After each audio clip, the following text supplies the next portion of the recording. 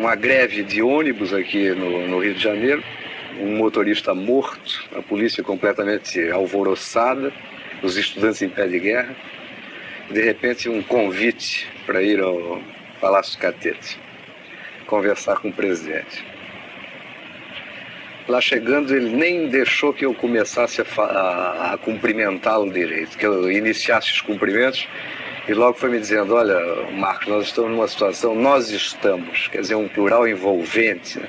Estamos numa situação extremamente delicada, e eu quero lhe expor uns fatos que eu tenho conhecimento e que, evidentemente, você não pode ter, porque você não é o presidente da República.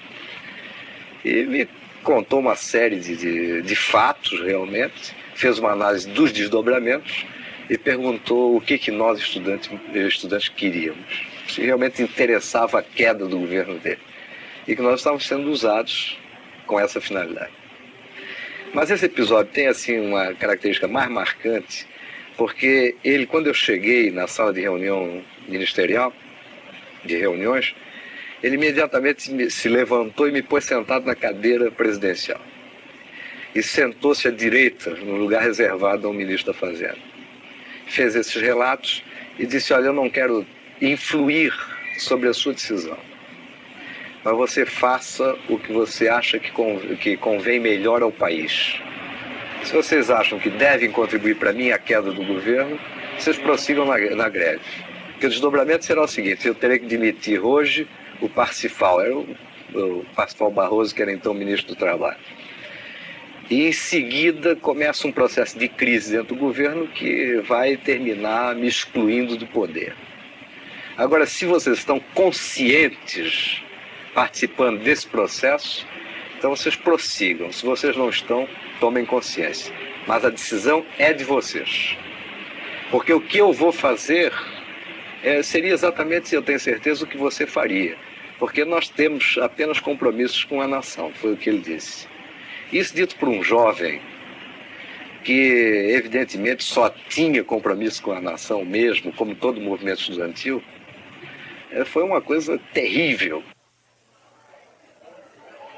Embora o movimento sindical fosse, em princípio, área do PTB, controlada diretamente por Jango, Juscelino intervinha quando a situação era delicada.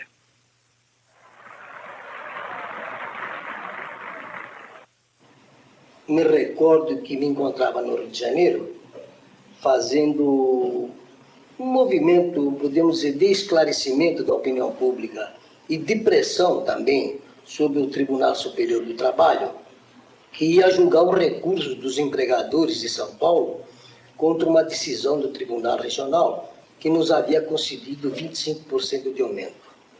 A nossa ida ao Rio é porque pairava a dúvida de que o Tribunal Superior do Trabalho mantivesse a sentença de São Paulo e que a tendência era para reduzir o que havíamos conquistado aqui em São Paulo.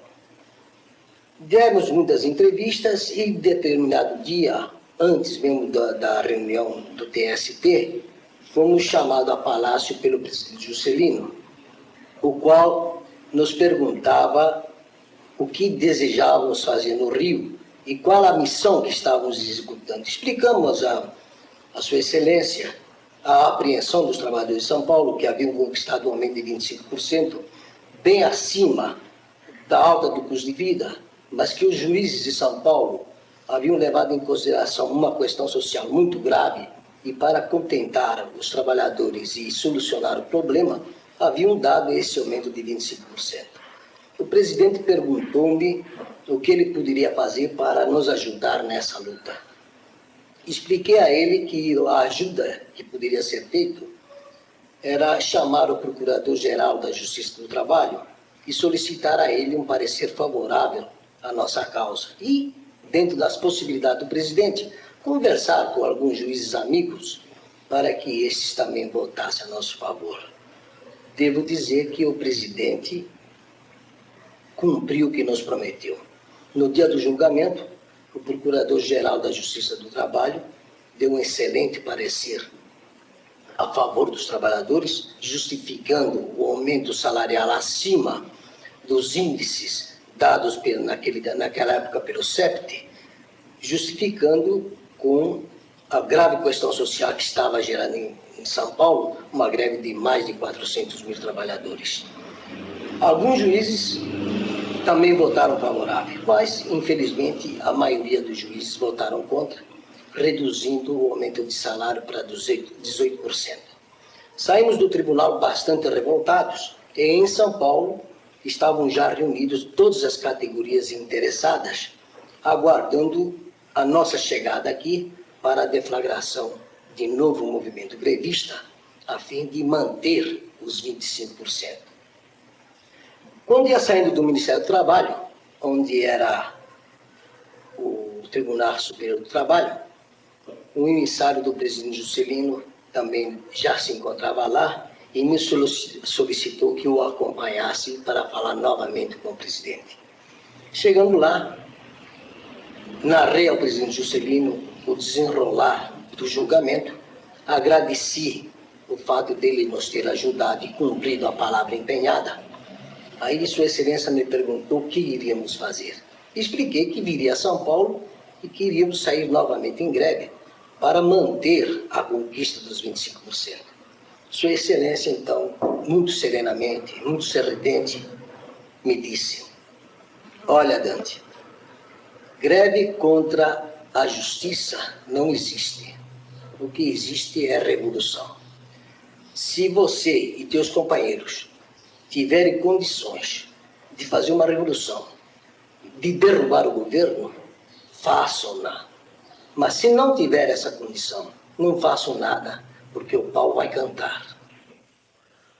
Quando se iniciou o governo Kubitschek, Prestes estava na ilegalidade, em consequência do fechamento do Partido Comunista e da cassação dos mandatos dos parlamentares comunistas. Em consequência desses fatos, surgiram processos penais de natureza política em varas criminais. E Prestes foi para a clandestinidade porque havia um mandado de prisão preventiva decretada. Com o governo Kubitschek se criou no Brasil um sistema democrático, um sistema político liberal e de confiança, de euforia. Mas, apesar de tudo, havia prisão preventiva, consequentemente, Prestes não podia se apresentar. E certo dia, numa audiência, o doutor Monjardim, que era o juiz processante, me perguntou por que Prestes não se apresentava. E eu lhe disse porque havia um mandado de prisão preventiva. Se ele me prometesse, se comprometesse, me desse sua palavra de honra de que ele revogaria a prisão preventiva, Prestes se apresentaria. E ele prometeu. E, em virtude disso, Prestes se apresentou ao juiz criminal e ele revogou a prisão preventiva na hora e Prestes passou a vida legal no Brasil durante todo o governo Juscelino, sem sofrer a menor restrição, atuando como um político, como um líder de uma corrente de pensamento, e assim viveu até a Revolução de 1964. É bom que se fale também de derrotas de Juscelino como presidente da República. E a mais estrondosa, em compensação, historicamente, o acontecimento mais bonito que houve no Parlamento brasileiro, ocorreu durante o seu governo.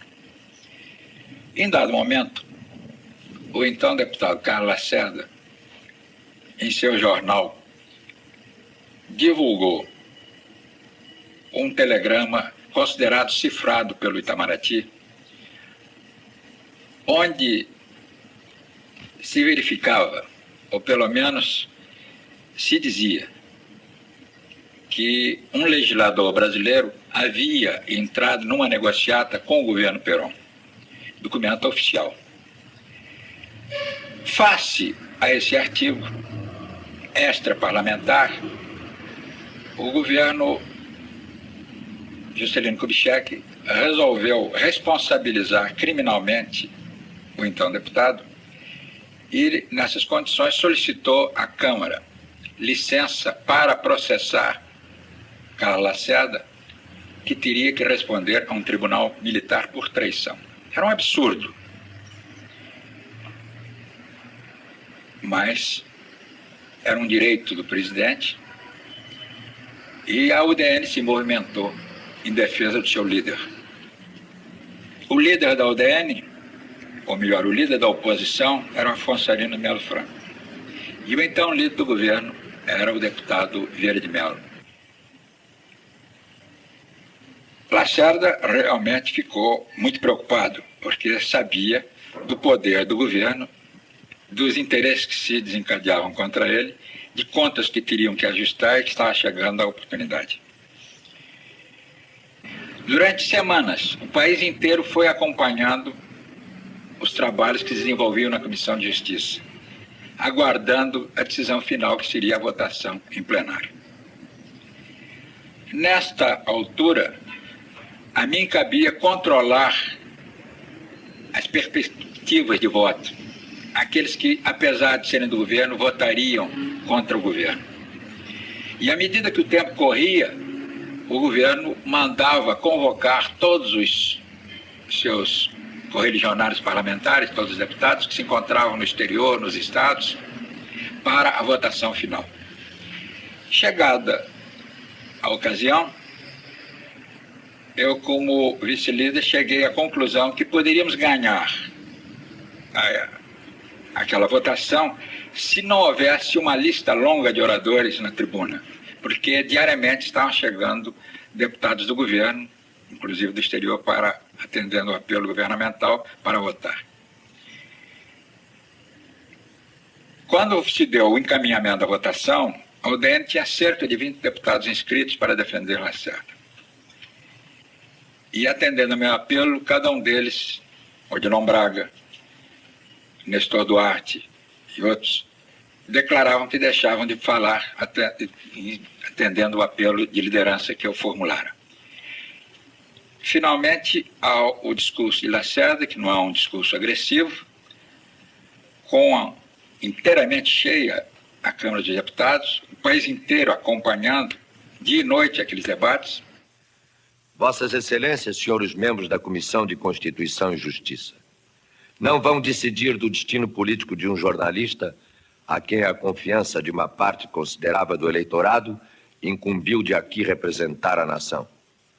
Vão decidir do próprio destino do poder legislativo e, por via de consequência, do futuro próximo da própria nação e do regime democrático, que ainda é no Brasil uma promessa há muito tempo adiada. O castigo que me querem impor não somente é desnecessário, como é injusto, mas a consequência dele é que mais nos preocupa. Pois a partir do momento em que o governo haja conseguido que a maioria lhe obedeça na Câmara, rasgando o artigo 44 da Constituição, o poder legislativo não será mais um poder, e sim um simples serralho. E o presidente da República estará transformado num usurpador pela destruição do equilíbrio dos poderes, graças à capitulação daqueles que, dentro de um deles, se submetem aos interesses e caprichos tirânicos do outro. Estamos no país em que os golpes de Estado são dados em nome da lei. Talvez alguns membros da própria maioria fiquem muito surpreendidos e até indignados se lhe dissermos isto. Mas saibam que o Estado brasileiro hoje já se parece muito mais com um Estado totalitário do que com uma estrutura democrática. Depois fala Afonso Arinos, então, em nome da oposição, um discurso de uma fundamentação jurídica irretorquível, e, em seguida, fala Vieira de Mello, que fez talvez o seu melhor discurso, que chegou a nos levar à dúvida, temendo mesmo que fôssemos derrotados.